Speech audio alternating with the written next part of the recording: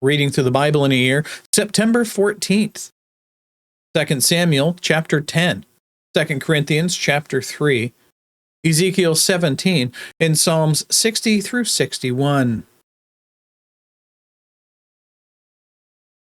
After this, the king of the Ammonites died, and Hanun, his son, reigned in his place. And David said, I will deal loyally with Hanun, the son of Nahash, as his father dealt loyally with me. So David sent by his servants to console him concerning his father. And David's servants came to the land of the Ammonites. But the princes of the Ammonites said to Hanun, their lord, do you think, because David has sent comforters to you, that he is honoring your father? Has not David sent his servants to you to search out the city and to spy it out and to overthrow it? So Hanun took David's servants and shaved off half their beard of each of them, and cut their garments down the middle, or in the middle, at their hips, and sent them away. When it was told David, he sent to meet them, for the men were greatly ashamed. And the king said, remain at Jericho until your beards have grown, and then return.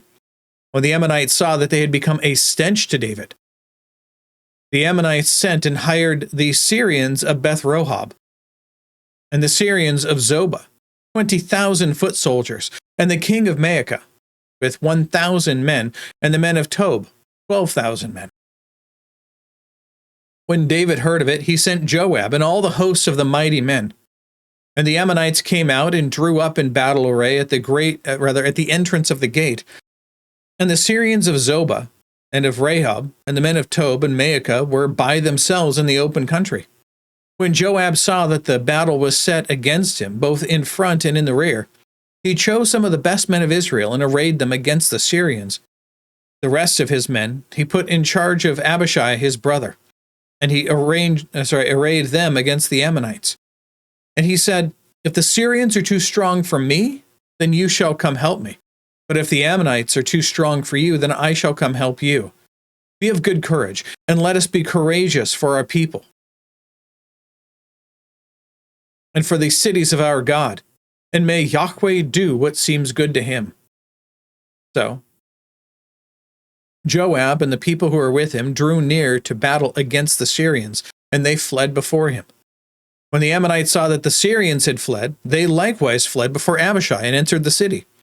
Then Joab returned from fighting against the Ammonites and came to Jerusalem. But the Syrians saw that they had been defeated by Israel, and they gathered themselves together. And Hadadezer sent and brought out the Syrians who were beyond the Euphrates. And they came to Halam with Shobach, the commander of the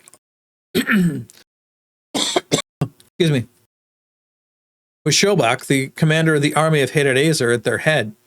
When it was told David, he gathered all Israel together and crossed the Jordan and came to Halam. And the Syrians arrayed themselves against David and fought with him.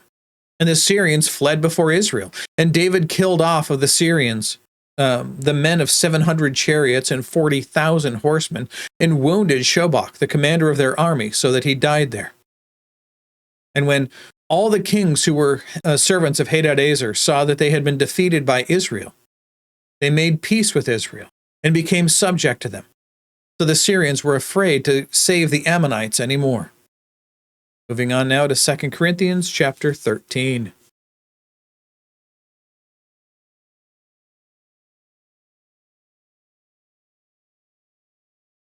Are we beginning to commend ourselves again? Paul continues. Or do we need, as some do, letters of recommendation to you or from you? You yourselves are our letter of recommendation, written on our hearts to be known and read by all. And you show that you are a letter from Christ delivered by us, written not with ink, but with the Spirit of the living God, not on tablets of stone, but on tablets of human hearts. Such is the confidence that we have through Christ toward God. Not that we're sufficient in ourselves to claim anything as coming from us, but our sufficiency is from God, who has made us sufficient to be ministers of a new covenant, not of the letter, but of the Spirit. For the letter kills, but the Spirit gives life. Again, Romans 3 through 5. What he's talking about. Now, If the ministry of death, carved in letters on stone, came with such glory that the Israelites could not gaze at Moses' face because of its glory, which was being brought to an end, will not the ministry of the Spirit have even more glory? For there was glory in the ministry of condemnation. Rather, if there was, starting over, that was entirely wrong. Verse 9, for if there was glory in the ministry of condemnation, well, the ministry of righteousness must far exceed it in glory. Indeed, in this case, what once had glory has come to have no glory at all because of the glory that surpasses it. For if what was being brought to an end came with glory, much more will what is permanent have glory. Since we have such a hope, we are very bold, not like Moses, who would put a veil over his face so that the Israelites might not gaze at the outcome of what was being brought to an end. Again, when he would go to see God on the mountain, he would take a veil off, and his face would, when he came back down, it would shine, it would glow, and it would freak the people out. But they're realizing that this is a kind of a sign gift from God to say that he has been in the presence of Yahweh. Around the Shekinah glory of God. That's the fire that sat above the cherubim on above the mercy seat of the not of the Ten Commandments, but of the Ark of the Covenant. So Moses' face, when he would come away from communing with God, would glow. Thing that happened. And so he wore a mask, or not a mask, but a veil, so that it didn't freak people out when he was around them. Or I think what is an obvious thing. So the thing was that it would slowly fade over time. So if he didn't go to see God for a couple days, the glow would fade down significantly, and then he would go back in the presence of Yahweh, and it would shine back as it was before. So the point being made here is that he put a veil over his face so that the Israelites might not gaze at the outcome of what was being brought to an end. But their minds were hardened. The Israelites' minds were hardened. For to this day, when they read the Old Covenant, the same veil remains unlifted, because only through Christ it is taken away.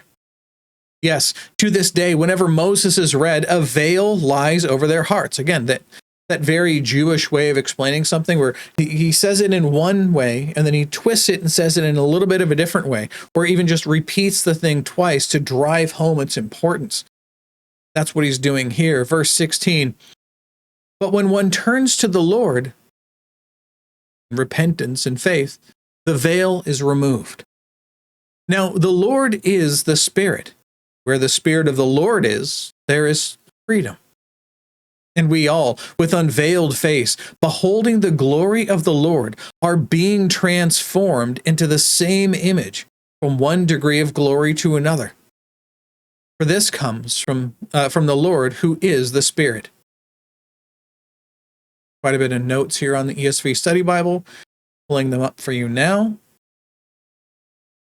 And there we go. Moving on to Ezekiel 17.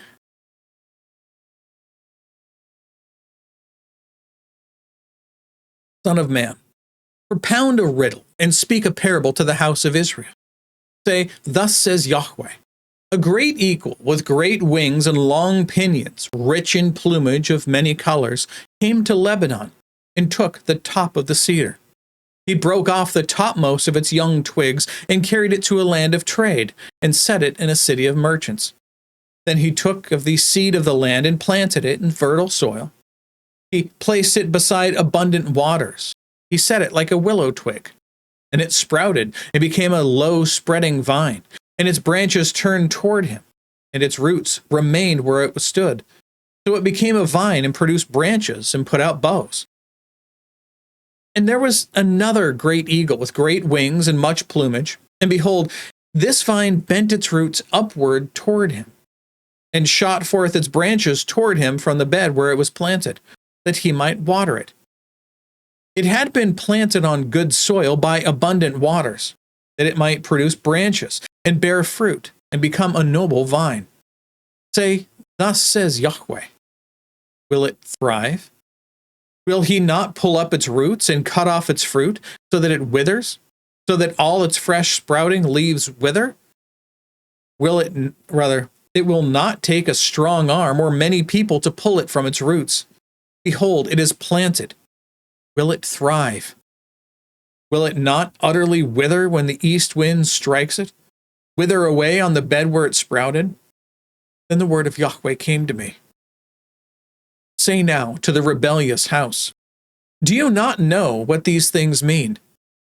Tell them, behold, the king of Babylon came to Jerusalem. He took her king and her princes and brought them to him to Babylon. And he took one of the royal offspring and made a covenant with him, putting him under oath, the chief men of the land he had taken away, that the kingdom might be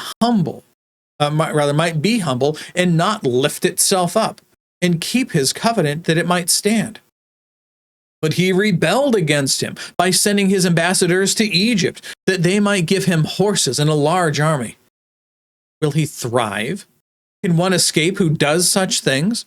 Can he break the covenant and yet escape? As I live, declares Yahweh. Surely in the place where the king dwells, who made him king, whose oath he despised, and whose covenant with him he broke, in Babylon he shall die. Pharaoh with his mighty army and great company will not help him in war, when mounds are cast up and siege walls built to cut off many lives. He despised the oak and He despised the oath in breaking the covenant. And behold, he gave his hand and did all these things. He shall not escape. Therefore, thus says Yahweh, as I live, surely it is my oath that he despised, and my covenant that he broke. I will return it upon his head. I will spread my net over him, and he shall be taken in my snare, and I will bring him to Babylon, and enter into judgment with him there, for the treachery that he has committed against me. And all the pick of his troops shall fall by the sword, and all the survivors shall be scattered to every wind, and you shall know that I am Yahweh. I have spoken. Thus says Yahweh. I myself will take a sprig from the lofty top of the cedar, and will set it out. I will break off from the topmost of its young twigs a tender one, and I myself will plant it on a high and lofty mountain. On the mountain height of Israel I will plant it, that it may bear branches and produce fruit and become a noble cedar. And under it will dwell every kind of bird. In the shade of its branches, birds of every sort will nest. And all these trees of the field shall know that I am Yahweh. I bring low the high tree, and I make high the low tree. Dry up the green tree and make the dry tree flourish. I am Yahweh. I have spoken, and I will do it. Including today in Psalms 60 through 61.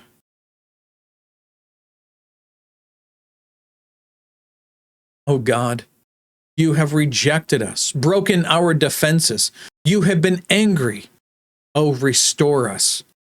You have made the land to quake. You have torn it open. Repair its breaches, for it totters.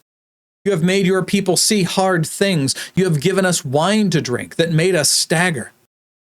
You have set up a banner for those who fear you, that they may flee to it from the bow,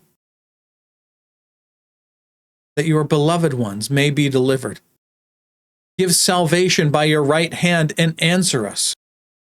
God has spoken in his holiness. With exaltation, I will divide up Shechem and portion out the vale of Succoth. Gilead is mine, Manasseh is mine, Ephraim is my helmet, Judah is my scepter, Moab is my washbasin.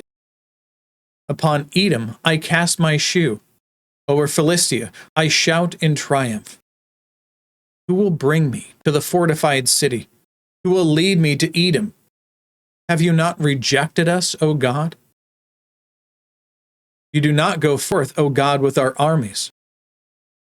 O grant us help against the foe, for vain is the salvation of man. With God we shall do valiantly. It is he who will tread down our foes. Now, Psalm 61. Hear my cry, O God. Listen to my prayer. From the end of the earth I call to you when my heart is faint. Lead me to the rock that is higher than I. For you have been my refuge, a strong tower against the enemy. Let me dwell in your tent forever. Let me take refuge under the shelter of your wings. For you, O God, have heard my vows. You have given me the heritage of those who fear your name. Prolong the life of the king. May his years endure to all generations.